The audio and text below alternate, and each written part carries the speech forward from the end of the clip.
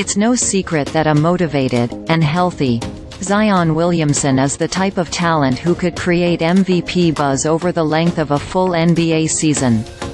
Therefore, it's been an odd season for the New Orleans Pelicans, who has had their superstar available for 25 out of their 31 games, only to see him, well, not turn in MVP-caliber performances.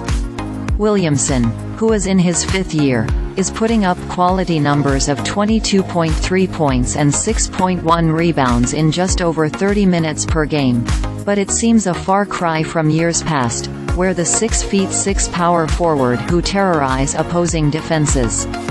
Just 3 years ago, Williamson was averaging 27 points per game, as he dominated the interior, finishing at a 61.1% clip. The efficiency, to an extent, remains. He's still shooting over 57% from the field, but his volume is down, as is his rebounding, which was never a strong suit. Williamson is grabbing just 4.1 defensive rebounds per game. He's even averaging more assists, 4.4, than that, which is a problem given his 285-pound frame and elite leaping ability. So, how could the Pelicans turn his season around?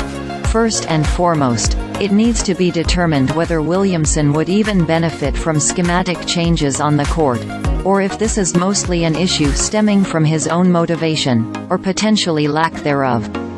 What makes the situation that much more frustrating is the fact that he has sprinkled in games here and there where he looks active, engaged, and has produced enormous numbers. The Pelicans seem almost powerless in regards to when Williamson hits the day, and when he doesn't. Pairing him with shooters is always a strong strategy, given that he himself is not much of a floor spacer, but even in those situations we've yet to see a consistent pattern of the former All-Star regaining his edge. This is where most people will, naturally, ponder a larger question. Should the Pelicans consider the possibility of trading him? There is no straightforward answer to that question, for a multitude of reasons. Chief among them being what was stated earlier. Williamson is indeed an MVP-caliber player, assuming he's motivated. No one else on the roster comes even close to his ceiling. Giving up someone with that type of upside, who's still just 23 years old, comes with a lot of risk. The other side of spectrum also comes with some strong arguments, the primary of which is the hope of building a roster where you at least know what you have, and availability will be much less of a concerning factor than it currently is with Williamson, who's still just played in 139 career games.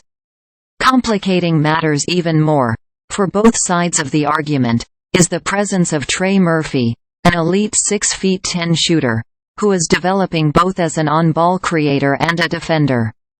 Murphy easily projects as a starting caliber NBA power forward in his own right, and long-term he is widely considered less of a risk to miss substantial time due to injuries.